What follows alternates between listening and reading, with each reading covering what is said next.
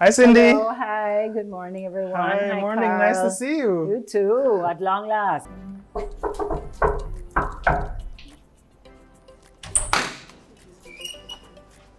Hello, welcome. Hi, Shelly. How are you? I'm fine, thank you. Hey, Romain. What's up, man? Go on. Hey, Wayne and Tammy. What's up, guys? Hi, Carl. Go on.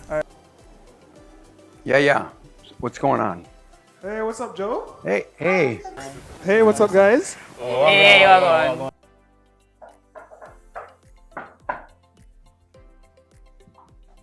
Coming.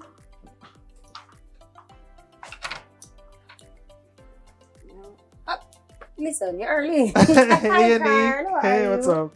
I'm good, I'm good. Yo, Diggy, what's up, man? There, no easy. Hey, Lila, what's up? You good? Welcome to the porch, guys. Thank you so Respect, much. bro. Thank you for having us. Thank you very much. Hey, Jesse and Candy, what's up, guys? Hi, how are There. you? Go on. Where deal with? Hey, Omi, what's up, man? Hey, what's up? Not much. How are you? I'm good. How are you? I'm good. All right, who's the better driver?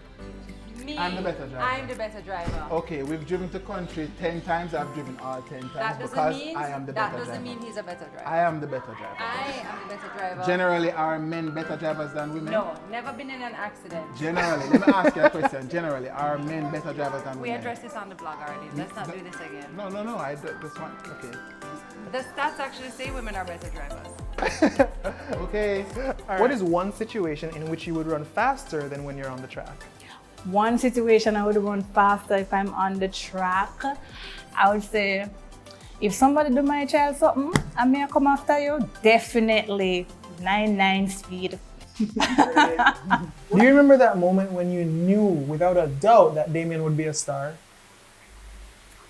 There is a moment when, after Halfway Tree came out and he was nominated for the Grammy, and my daughter Leah and I were going to join him to go to the Grammys.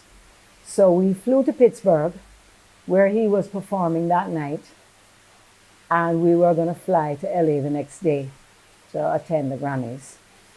And I hadn't seen Damien perform for some time. And when he stepped out on stage that night and just electrified that room, I remember Leah looking at me and I looked at her. I would say, wait, when did this happen? And this my boy out here going with? I mean, we were just shocked. We were absolutely shocked that his performance level had risen to that point. But that's definitely one of his greatest strengths. When he steps out on stage, you know the stage is occupied, ain't no question. So, but that night in Pittsburgh, we really were like, wow, this is what he's doing every night? Wow. And then we went to Pittsburgh the next day, LA. to LA the next day, and he won his first Grammy. So that was a good trip. That was a good one. And what made you fall in love with her? I feel like I when I realized that she can cook good. and then we realized that she share my food enough than me I normally get on a regular day. I say, yo, she the one. Yeah. And what or who influenced About Noon? Oh, was that the next question? It was. Oh, wow. It's crazy that I said, so if suppose I had said a different song. I wrote About Noon about my girlfriend. I was going home and I wanted to see her, and she was like, yo, you need to write something sexy, so I just wrote that. So, why, when you have so much pretty black girl in Jamaica, Bob would have take up with you? Who said these words? Oh boy.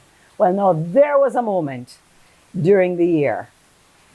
It was right after I won, and I had gone on a job, a professional job for the Miss World organization. So I was decked, fully made up, just like what I'm sitting here now. Okay? Nail polish, fur coat, everything. And we went walking down on Portobello Road. which is a very well-known road in the very bohemian district of Okay. London. So I wanted to find a restroom, and somebody said there was a Jamaican restaurant just a few chains down the road called Backyard. Go and see if you can use theirs. Off I went merrily, me alone, because it wasn't far, even though I had friends with me. So it's like market shopping in the street. That's the environment. So I'm just hopping down a little bit. So I pushed the door. One lady with her mop cleaning the floor, the other one doing something else behind the counter. And as I pushed the door, one of them said, Syria, Syria, Syria. So right away I said, oh, so you in your chat me? She came by her hand and she said, yes. Yeah. I said, yeah. She said, yeah. Because what we want to know is why when Jamaica have so much pretty black girl, Bob have to take up with you. Well, I don't need to tell you that within 5 minutes, every Jamaican in a 10-mile radius was stuffed inside of that little backyard while I defended myself, my Jamaicanness, my skin color. You were on the stand. Absolutely, I was on trial. Impromptu trial. But I will tell you this, we partied the best of friends. We take pictures of it up on our wall, everything. Yeah, man, it worked out good, good, good. Stop noise. And a pillow over your head. 'Cause I'm not going to stop singing, Non-stop darling. noise. All right, so what's Candy's most annoying habit? None. Let's, the None. fact that me have a thing, you know, me have to decipher. Which one? There's Me have to none. go through, all right. You can't even think of one. I use number one, or is that too harsh? No, I mean, she not really that annoying, but she's very clingy, and I am. Cut. All right, so you performed with this woman back in 2015. What was it like performing with her? It was an amazing performance. Wow. Where'd you find it? Hey, I'm not doing the research, no. She actually sent me a picture of this. She actually sent me a picture of this beautifully framed, and I have it in my house right now, and along with a bottle of wine that I still have. I haven't opened it as yet. Nice. Who gets a bottle of wine from Taylor Swift? Not every day you can say that, It's right? crazy. Yeah. All right, so what's she like in real life? I think we only spent like a few hours because we performed, and then I hitched a ride with her on her private jet.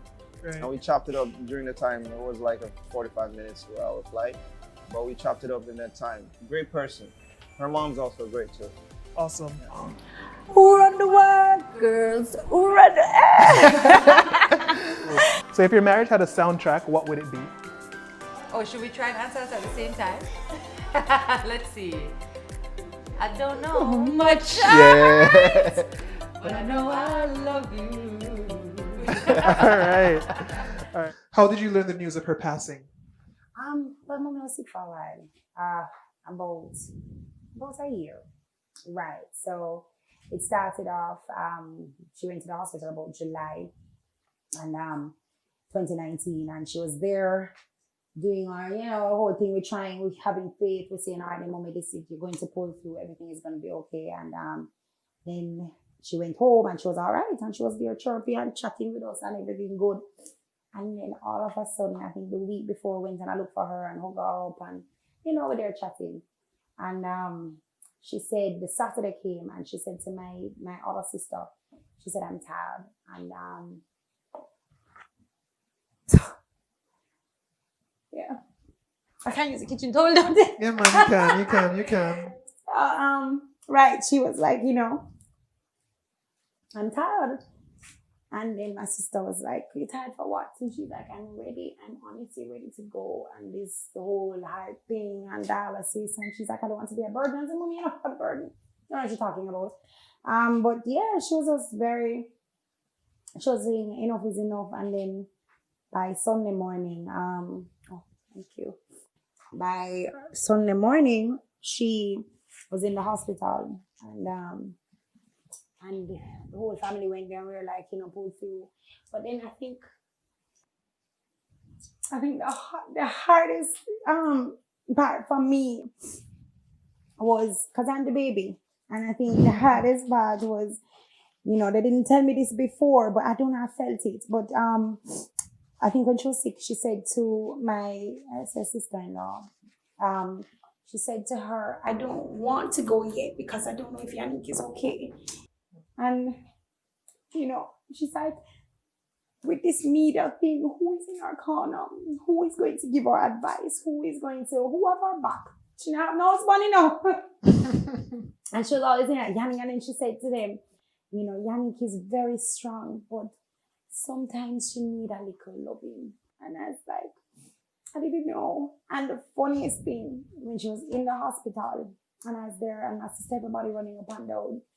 And I remember the doctor, we said, okay, pumping her chest, everything. She was still there. And I went inside and I said to her, I said, Mommy, and she opened her eyes and she looked around because, she looked around, I looked for my voice and look at my face and I look on her and I said, what happened? Are you okay? And she looked at me and the look on her face was like, I'm going. And I said, she hold my hand and I squeeze her. And that look is like, I'm leaving you. And I said, Mommy, it's okay. I don't know where it come from. I don't know if it's God said to me. I just needed her to know I am okay. And I think I said to her, I said, Mommy, I'm okay. And I said, we all love you. We're all here. And I just looked on her whole and I said, Mommy, it's okay.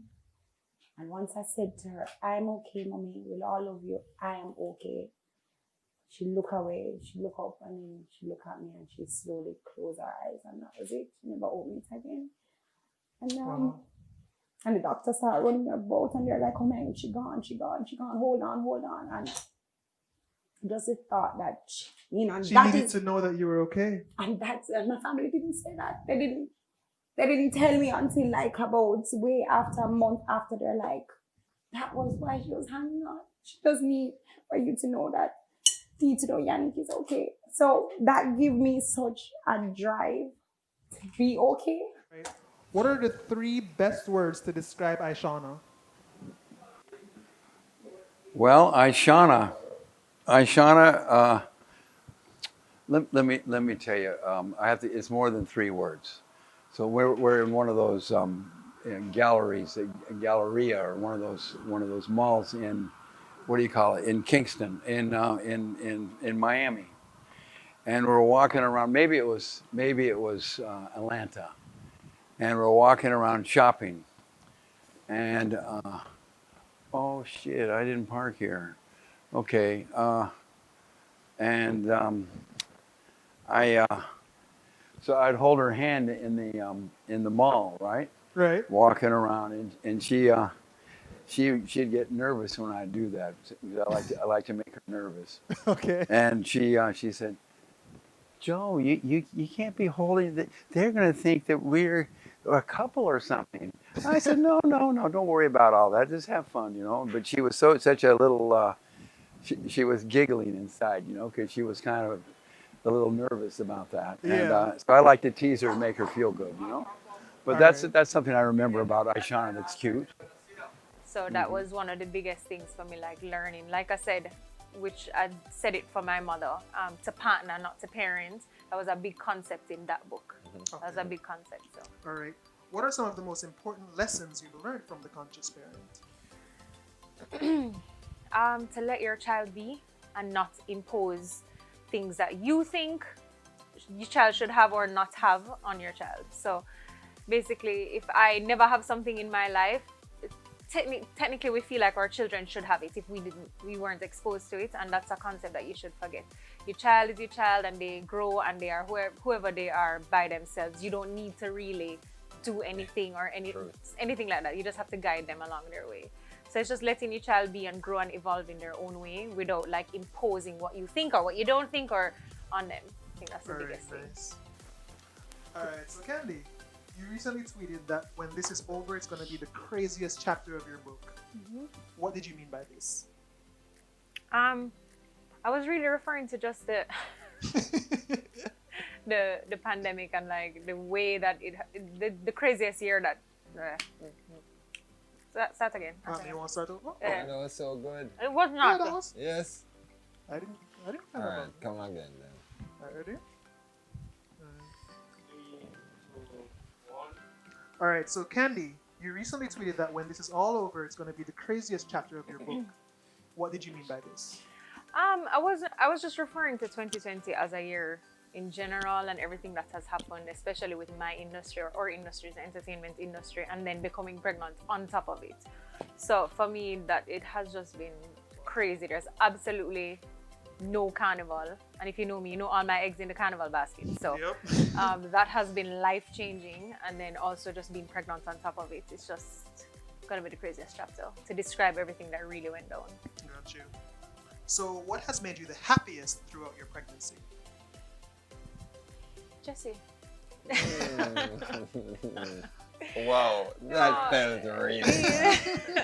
Was I really? What I'm a just great lion. so grateful for him. All right, and- so what comes to mind when you see this? Or the blue Ford Transit van. Funny, it looks so bright in this picture. Actually, the top of it was the right color. It was a powder blue. Well, I wanted to make furniture out of driftwood.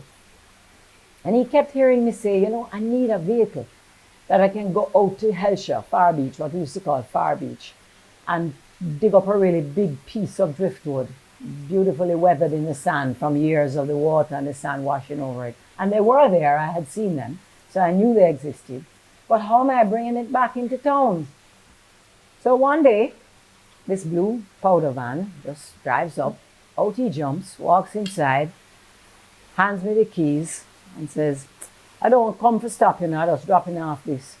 So I said, so what is this? He said, well, don't you say you need a big vehicle to go to the beach, go take up things, we'll sit there. And off he went. Somebody had driven up behind him. He just took him right back off, back in the vehicle. Obviously, he was in the middle of something. He just wanted to deliver it to me. And I stood there, scraped my jaw up off of the floor, and headed for the beach. To get your driftwood. You understand? What's your biggest pet peeve? All right, that no. They say if you're gonna eat food, just close your mouth and eat food. Don't open your mouth and talk at the same time while you eat. You might get a slap. All right. What would you say is the most Gemini thing about you? I'm two completely different people.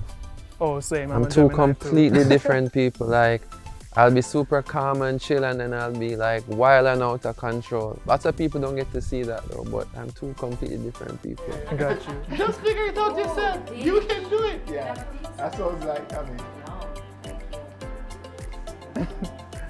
All right, nice. So did you actually end up buying that $1.8 million treadmill? No, are you crazy? Those people are crazy selling a treadmill for that much. I did not. I found a good deal at PriceSmart for another one. Yeah, so sometimes she can tell you like, I'll be here and I'll be staring out there. I'm lost to the world, but I mean, I'm definitely in somewhere else, you know? Right. So sometimes it's just like, yo, allow me be out of space too, like, I have to get out of space sometimes, like the world is, you know what I mean? The world is a crazy place, so sometimes I have to get out of myself. So I wouldn't even call it annoying, but it's just something one should do, and sometimes it's like, no, me never, you know what I mean? Me never ready to come off of that journey there yet. Got you. That's how it go, you know? All right, Candy. So now I know Jess is a master chef, right? Yes. What's your favorite meal that he cooks for you? Hard. That's really hard. But I think anything with lobster. Yeah. Anything with lobster. He does a lot of lobster stuff. We go out to sea and we get the lobster and him come back and he will roast it or fry it or whatever or anything. It's delicious every time he does it in any way he does it. All right, cool. What's the worst meal he's ever cooked for you? Fried dumpling. Truth be told, years now and this fried dumpling just Jesse elusive. can cook anything. Yo, Jesse is a brother. master chef. But The for fried some dumpling. reason, Yeah, him brother. can't master the fried The dumpling. dumpling, them just a elude, man, brother. I have only for dumpling in my pocket, you know. Don't get it twisted. When I talk about the fried dumpling them now. Just a weird thing me don't know. It's like, you know. I mean, but some days you catch it still, but then we can't but catch even that the if, formula. because I'm an honest chef, me not catch it. What's the worst pickup line you've ever heard? I can't remember exactly what the guy said, but I can definitely say it's the worst approach. I was coming out of Kaya after some party was happening over there, and I'm walking to my car, and this guy was just like walking behind me, yo, Lila, I can. And he's like, man, I say, so I'm there, I'm like, yeah. And he's saying something I can't remember, but then I stopped because I'm like, all right, I can't look too coward in the street. So I'm gonna say, yo, what a breed. He's like, oh, he was just trying to say that I'm beautiful. All right. What's your favorite thing to cook? I don't cook.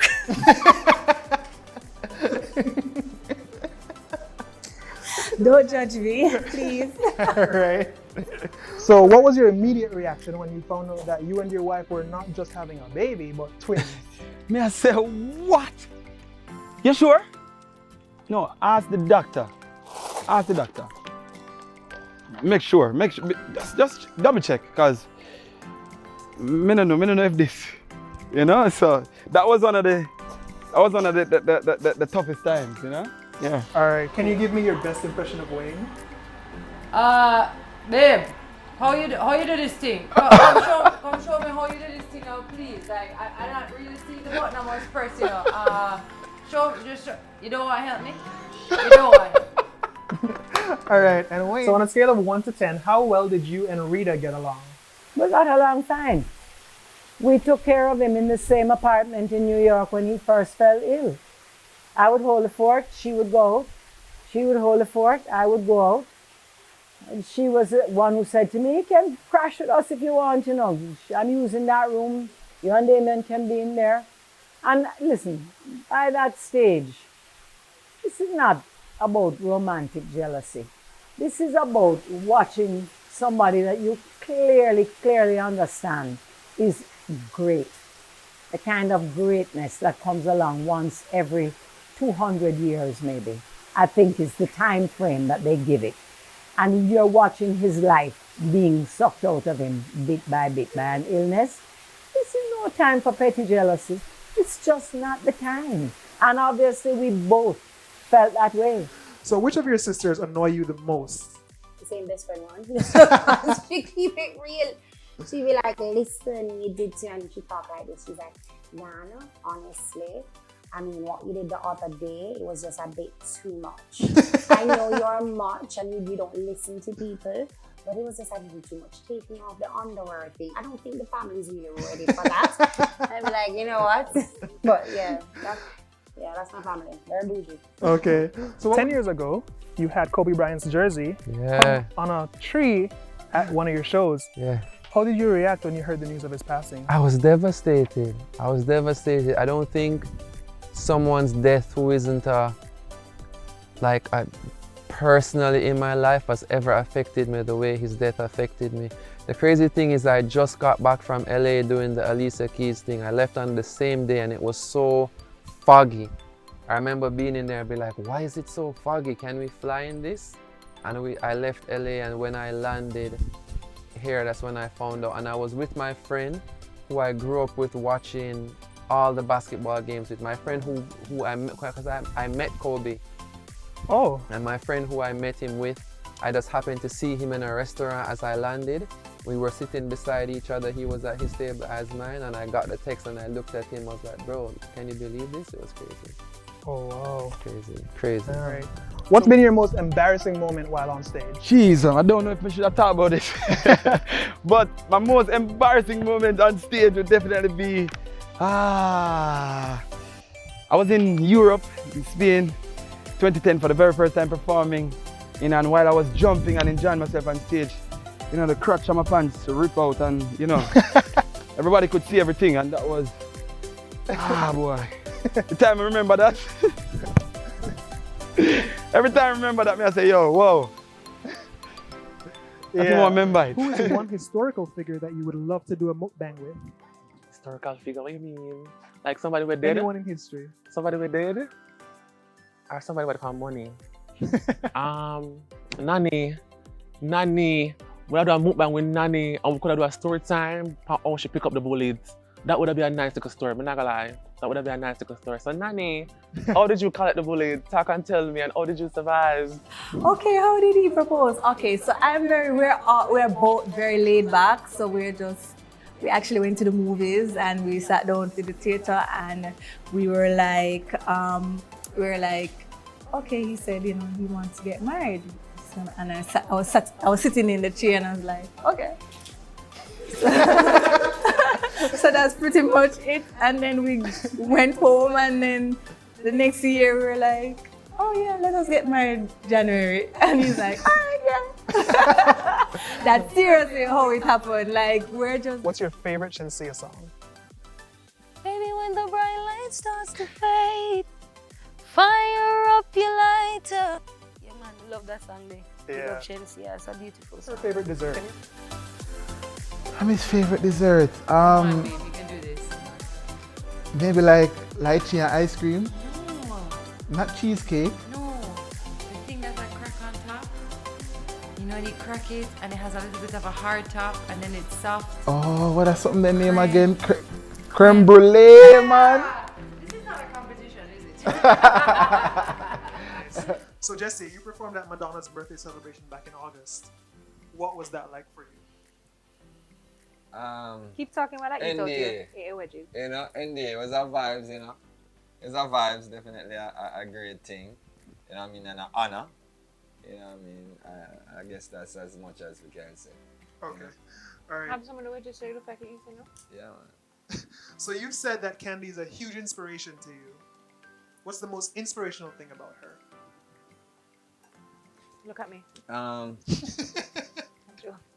One of the most inspirational thing, as Maya says, the transparency. You know, there was a level of transparency in our relationship when we just started, which gave me a lot of courage to dive. You know what I mean? Our approach this whole relationship with just a firm mind, open mind also, but still approach it with a very distinct and direct thing, you know what I mean? Because she's not an unsure person, you know what I mean? And the way how she loves is inspirational and it opened me up, you know what I mean? Because she can tell you, say I'm a rough person, like I'm a tough person. There's times where I almost act as if I don't need love, I mean I want love.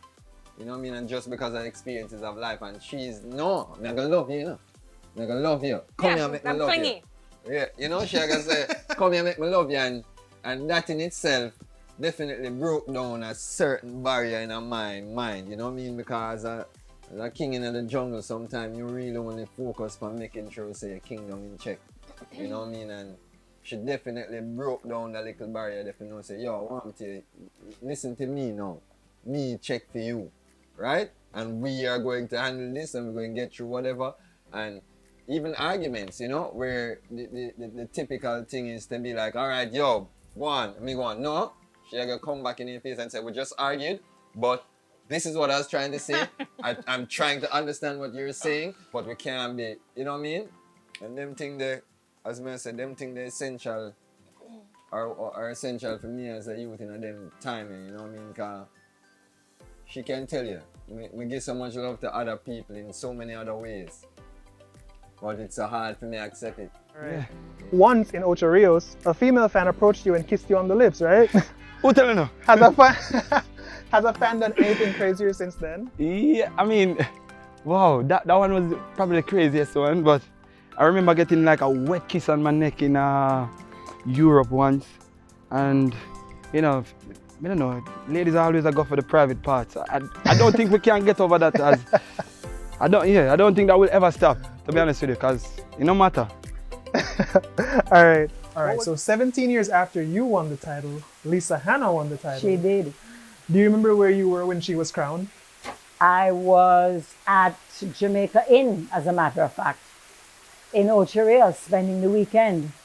my husband and myself with good friends. I'm pretty sure it was Kat and Donna Core at the time. And I remember getting the news, and I was not at all impressed. I was jealous. Me not come if telling no lie today. And she knows we're very close friends today, you know, but you feel like you've been dethroned. I'm not lying. Because Carol Joan Crawford never lived in Jamaica. She never lived here. She got married and moved to Ottawa soon after her reign was over. So Jamaicans really don't have much of a memory of her. You know, I had been Miss World, unchallenged up until then. You had been the Miss World. And I knew Lisa because I knew her mom, and I had known Lisa from she was a little girl. And every time that I saw her with her mom would say, "Come, Lisa, come and say hello to Auntie Cindy." And then she would say, "Lisa wants to grow up to be Miss World just like you, you know." And so said, so done. I was not impressed. Hey, I got over it. And she and I laugh about it to this day. What was your immediate reaction when you found out that Coffee won the Grammy? I was happy, but it wasn't a surprise. I knew she was going to. I was with her in LA the night before. We kept like a dinner party and invited her, and like her and her whole team cooked food for them, and like, you know, blessed her and wished her well. It's the same day. It's the same day before Kobe died. It was a Saturday night, and she came over it was for Grammy's dinner. weekend, yeah. She came over for dinner. We hung out, chatted. I blessed her up, told her that she's gonna go and win tomorrow, and yeah, left the next day, landed and heard that she won. So I was just happy for her. She's an awesome talent, and she works very hard as well. And for a 20-year-old, she's so driven and focused. It's uncanny. Yeah. When are you the happiest? When I'm the happiest? Well, after I've had, you know, a tremendous sex. There's nothing better than sex. But I have to give you another one on that, okay? What do you have to say to those who have not forgiven you for the choices that you've made? They'll get over it one day. You know, what you're going to say. Everybody get their life to live. You know, what would you, how would I ever sit here and rather not have Damien in my life or not have the awesome relationship that I had with Bob? I mean, do people understand what a privilege it is to be intimately and inextricably associated with the greatest legacy that has come out of Jamaica in 100 years? Do they understand what that feels like? What kind of blessing that is? You can't wish that away. You couldn't want to take that away from anybody. You're going to just have to stay over there and figure it out, because this long ago became your problem. It is no longer mine. Right. Who is your biggest celebrity crush?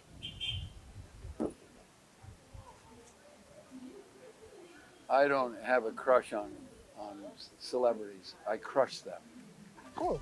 What's the worst meal you've ever cooked? The worst meal I've ever cooked. I think there was this time I like experimenting when I'm cooking, right? Gotcha. So I remember one time I made salt mackerel and I had some grapes, and I cut up the grapes in there and. Grapes and salt mackerel? Yeah, don't do that. Don't do that at home. I would have to say when they travel on the road or overseas and you're not with them. Because you just never know. And since he just mentioned transparency, me hear all of the story then. So I know where he's coming from, I know what he's done, I know where he's been. And just the worry of that, I would say. But I mean, it's been a whole year of Corona, so I'm not gonna win. All right, so Jesse, what's the most difficult part of being with an entrepreneur? Being an entrepreneur myself, you understand that it comes with ups and downs. All right. Where's your favorite place to shop? My favorite place to shop is downtown or in the streets, and that's period. Yeah. Can you give me your best rendition of John Legend's Green Light? Give me the green light. give me just one night. You ready to go right now? He does that when he sings, right? Yeah. Are men intimidated by you? They are. And I think it's so cute. I like a shy guy. I like nerds. I like countryman. I like anything like that. So weird. I know. I don't like guys who are very confident and be like, hey, what's up, baby? No, something like a guy with quiet and each up in the corner. Me curious. Why you so shy? Me make you shy. I love that. What's the craziest rumor you've ever heard about yourself? That I was pregnant.